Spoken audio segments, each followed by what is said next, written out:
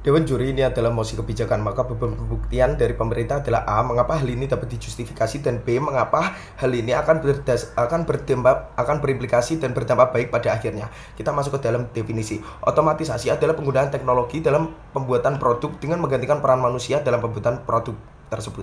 Dan perusahaan manufaktur adalah perusahaan yang menghasilkan sebuah produk dengan mengubah barang mentah menjadi barang jadi, sehingga sebagian besar kerjanya adalah membentuk dan mengubah barang mentah menjadi barang jadi. Misalkan mengubah batang kayu menjadi meja kursi misalkan. Dan hal tersebut yang akan otomatisasi. Padahal pekerjaan inilah yang paling banyak melibatkan manusia. Dan jika hal ini diotomatisasi, maka akan terjadi beberapa hal. Yang pertama, A. Penurunan jumlah karyawan karena otomatisasi dan pergantian peran dari manusia menjadi teknologi. Sehingga B. Penurunan biaya dalam kerja perusahaan manufaktur, sehingga menyebabkan mereka memiliki laba yang lebih karena tidak ada upah minimum, tidak ada biaya makan, tidak ada cuti dan lain-lain. Lalu yang C, terjadi pertumbuhan laba yang amat besar karena efisiensi ini, karena tidak ada libur, 24 jam bisa tetap bekerja dan lain-lain, sehingga pertumbuhan laba terjadi sangat besar bagi perusahaan manufaktur. Tapi yang D, terjadi penumpukan pengangguran di luar sudut pandang perusahaan, sehingga terjadi penurunan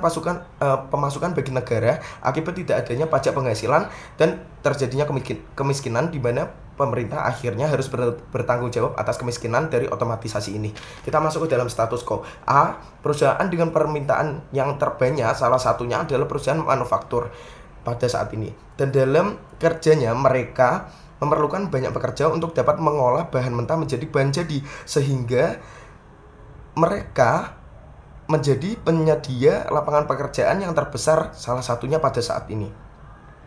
Tapi yang B, sebagian besar kerjanya mulai digantikan oleh teknologi dengan otomatisasi, karena sebagian besar kerjanya merupakan pekerjaan berulang yang tidak memerlukan kemampuan khusus seperti kreativitas dan lain-lain, sehingga cukup mudah untuk dioptimalkan dan diimplementasikan oleh teknologi, dan cukup mudah untuk digantikan perannya dengan teknologi.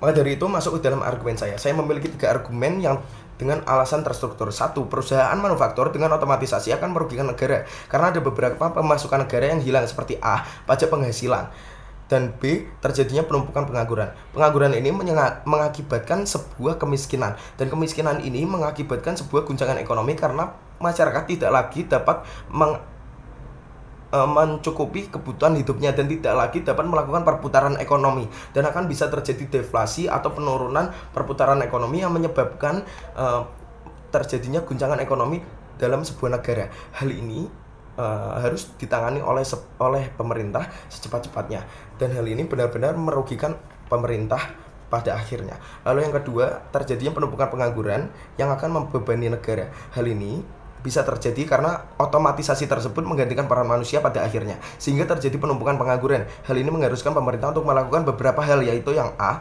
Membantu pengangguran agar dapat bertahan dengan memberikan bantuan seperti BLT atau subsidi, atau dengan lebih ekstrimnya harus membuka lapangan pekerjaan baru untuk menampung para pengangguran tersebut. Lalu yang B. Mencegah konflik yang terjadi karena pengangguran dan kemiskinan, seperti kriminalitas yang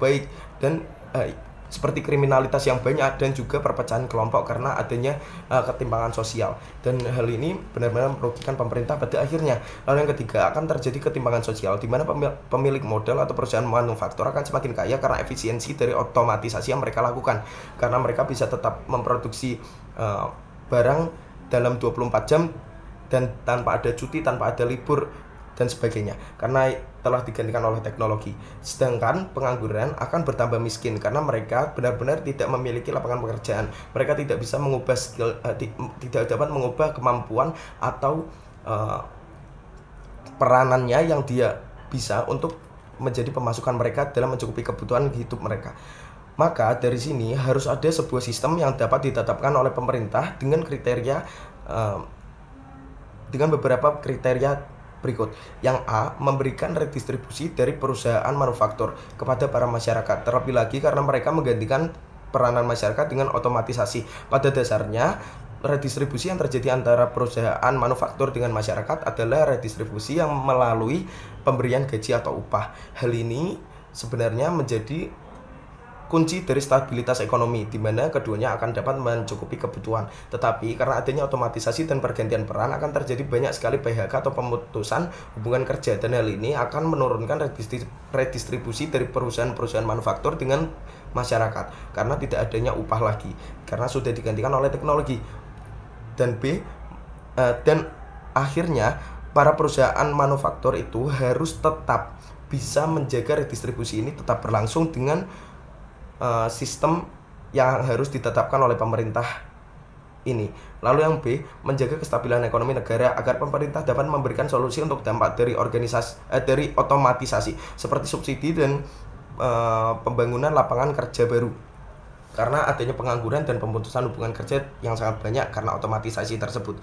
Terlebih lagi, pemerintah juga harus memberikan subsidi dan lain-lain, sehingga membutuhkan sebuah sistem yang dapat mendanai tersebut. Sehingga sebagai pemerintah, kami akan menetapkan sebuah sistem, yaitu pajak tinggi atau pajak progresif sebagai sistem yang memenuhi kriteria tersebut. Dan pajak tinggi tersebut dapat dilaksanakan dengan beberapa mekanisme yang akan saya jelaskan dalam proposal saya. Yang pertama, perusahaan yang dikenakan pajak tinggi adalah perusahaan yang otomatisasi kerjanya lebih dari 50% dan merupakan perusahaan manufaktur. Lalu yang kedua, pajak tinggi akan dikenakan pada perusahaan yang labanya bertambah setelah otomatisasi sebesar minimal 10% hingga 20%, dan lebih dari itu akan dikenakan pajak tinggi yang lebih tinggi lagi. Lalu yang ketiga, pemerintah akan melakukan observasi secara langsung, sehingga setiap perusahaan akan diseleksi terlebih dahulu dengan observasi tersebut, mungkin melalui analisa keuangan dari perusahaan dan lain-lain, sehingga pengenaan pajak tinggi tersebut tidak didasarkan pada data palsu tapi data observasi secara nyata, sehingga tidak menyebabkan kerugian bagi perusahaan. Lalu yang keempat, penetapan jumlah pajak tinggi akan disesuaikan dengan hasil observasi seperti pemasukan dari perusahaan dan lain-lain, sehingga akan menjadi pengenaan pajak yang adil dan merata. Lalu yang kelima, pajak tinggi dikelola negara untuk dampak otomatisasi seperti pembukaan lapangan pekerjaan baru, pemberian bantuan kepada pengangguran dan rakyat miskin dan lain-lain, serta untuk penggantian pemasukan pajak penghasilan. Lalu yang ketiga, kenapa hal ini dapat berimplikasi dengan baik? Karena dapat menciptakan redistribusi, akan menjaga kestabilan ekonomi, dan perusahaan dengan otomatisasi tidak akan dirugikan karena ada mekanisme yang didasarkan pada observasi tadi. Terima kasih.